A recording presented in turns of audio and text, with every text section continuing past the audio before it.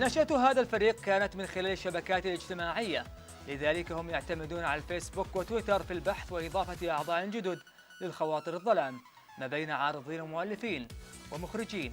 تم الاستعانة بهم في الفريق ويتم حفظ حقوقهم حتى وإن لم تكن هناك استفادة منهم. ولكن هل هناك شباب يعشقون هذه الهواية ويريدون الانضمام لهم كفريق؟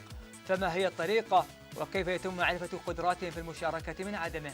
ومدى يقبل الشباب عليهم؟ أسئلة أجابنا عليها إبراهيم الحربي. انك تبدا تضيف اعضاء جدد، هذا الموضوع لازم يكون احترافي اكثر. يعني الشخص اللي راح اضيفه لازم يكون عنده مثلا موهبه معينه، انا ابغاه في ايش بالضبط بالعرض. فمثلا لازم يكون جسمه خفيف، سلس في الحركه، ذهنيا انه اذا حصلت مشكله ما يرتبك يقدر يتفاداها. أيوة. سريع البديهه. سريع البديهه. فعملنا كاستنج. الكاستنج طبعا من بدايه المرحله او بدايه. كم كانت عددكم في البدايه؟ احنا بدينا ب 13 شخص. جميل. وزيت وينقص على حسب العرض.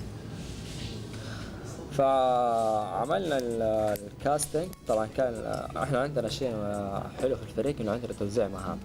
يعني فلان مثلا مسؤول علاقات عامه، فلان مسؤول انتاج. مسؤول الانتاج هو مثلا عبد الله حامد. عبد الله حامد هو اللي يبحث عن الناس الموهوبين في هذا المجال. سواء طبعا عملنا صفحه في الفيسبوك عن طريقها اعلنا للناس انه اللي ينضم لنا وحاب يشارك معنا. هذا قبل البرنامج طبعا. ايوه قبل البرنامج وبعد البرنامج واثناء البرنامج. ما زلنا بنتواصل معهم يعني. طيب، واستطعتوا تستقطبون احد من خلال الفيسبوك والمواقع والشبكات الاجتماعيه؟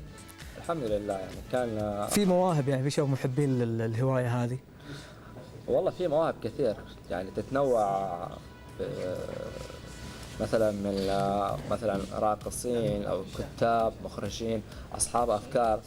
في ناس تحب انه فكرتها تظهر في الشاشه. صحيح. او تظهر